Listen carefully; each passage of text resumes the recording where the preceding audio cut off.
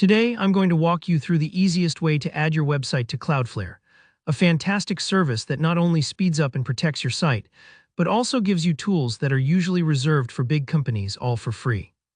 By the end of this tutorial, you'll know exactly how to get your site running on Cloudflare step by step, and understand why each action matters.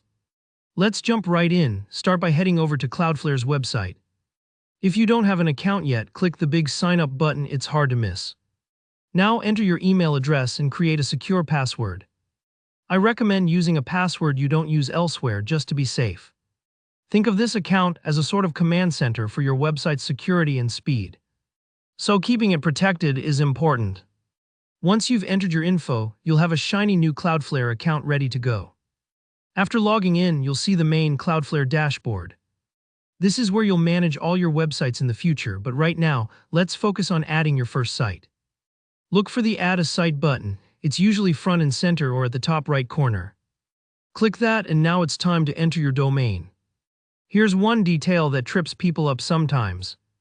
Just type your root domain name, like example.com, without HTTPS, HTTP, or any www in front. Cloudflare handles all the technical magic behind the scenes, so keep it simple. After typing your domain, go ahead and click Continue. Next, you'll need to pick a plan. Cloudflare offers several options, but for most of us just getting started, the free plan is more than enough.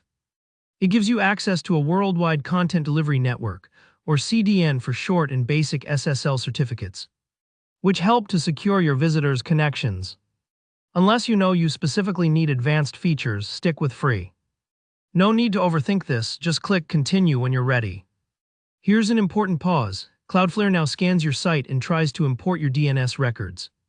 Think of DNS records like a set of directions for guiding visitors to the various services your domain uses, your main website, email, and any subdomains you might have. Carefully review what Cloudflare finds. Make sure your website's main address is listed, along with any mail records or special subdomains. Sometimes it won't catch everything, especially if you have less common setups. So if anything's missing, you can add it manually right here.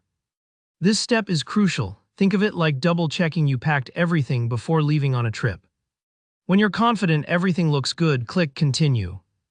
Now, Cloudflare gives you two special nameserver addresses. These are what tell the rest of the internet that Cloudflare is now looking after your domain. Open a new tab, head to your domain registrar, wherever you bought your domain like GoDaddy or Nameserver, and log in.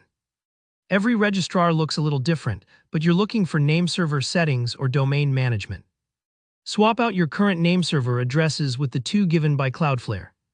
A quick tip: if DNSSEC is enabled on your domain, disable it during this process, just to be certain there aren't any hiccups connecting your site. This part might seem intimidating, but it's actually just like updating your emergency contact number with a new phone number. After you save those changes, go back to Cloudflare. You'll see that your site's status says pending. Don't worry if this takes a bit of time. Worldwide DNS changes can sometimes take a few minutes, or up to 24 hours on the slow end. Usually it's much faster. If you're ever unsure, you can use a free tool like Net to check how far your update has spread. When everything's done, you'll get a confirmation email from Cloudflare, and your site will be officially protected and accelerated. And that's it. You've just put your website on one of the best security and performance platforms out there, and you did it all yourself. If you found this walkthrough helpful, don't forget to like the video to let me know. Got questions, or did something not quite work as expected? Drop your thoughts in the comments and I'll try to help out. And finally, remember to subscribe for more easy-to-follow tutorials just like this one. Thanks for watching, and happy website building.